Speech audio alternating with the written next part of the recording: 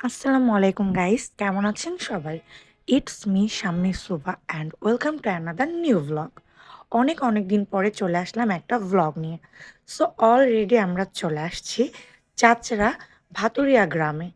আমরা চলে আসছি সারাপোলের রাস্তায়।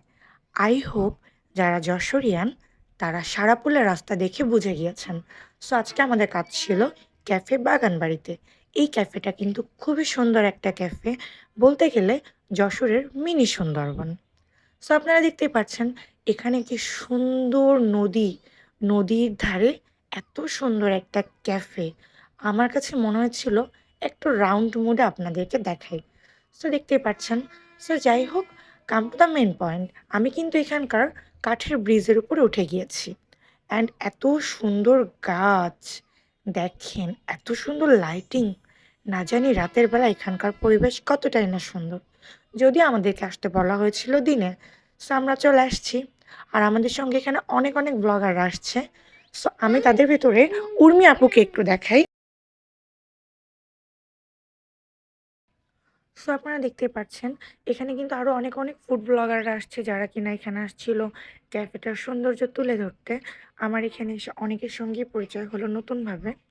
সো যাই হোক, একটা কথা না বললেই নয়, এখানে কিন্তু বাগান বিলাস থেকে শুরু করে অনেক ধরনের ফ্লাওয়ার ছিল। আমার কাছে নাম জানা না জানা অনেক ধরনের গাছ ছিল।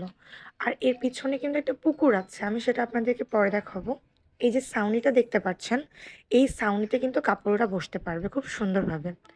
আর এই যে ভাঙা ব্রিজটা এত সুন্দর, বাট এটা একটু রিস্ক ছিল ভাঙার জন্য। আর এই যে পুকুরটা না, এই পুকুরটার জন্য মনে হয়েছে যে এখানকার পরিবেশটা অনেক বেশি মনোমুগ্ধকর হয়ে গেছে। আপনারা চাইলে পানিতে পা দুলিয়ে ফটোশ্যুট করতে পারবেন, এখানকার গ্রামীণ বৈচিত্র্য তুলে ধরতে পারবেন, যে কোনো ধরনের ব্লগ করতে পারবেন, ফটোশ্যুট বা ছোটোখাটো যদি মনে হয় কোনো গেট টুগেদার দিবেন ফ্রেন্ডসদের নিয়ে, তো সেই গেট টুগেদারও আপনারা এখানে আসতে পারবেন। আমার কাছে বরাবরের জন্য ভালো মনে হইছে।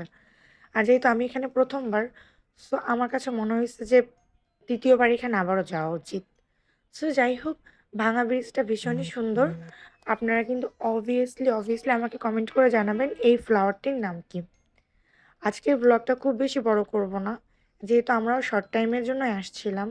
আর যেহেতু দুপুরবেলা, সো আমাদেরকেও লাঞ্চ করতে হবে। সো আজকের ব্লগটা আমি এখানেই শেষ করব। যারা এখনও সাবস্ক্রাইব করেননি চ্যানেল, পেজে লাইক করেননি, অবভিয়াসলি তারা লাইক ফলো দিয়ে আমাদের পাশে থাকবেন। আর তার আগে একটু সুন্দর করে আমার এই শাড়িটা দেখিয়ে দিলাম। কেমন লাগছে অবশ্যই কমেন্ট করে জানাবেন। টাটা।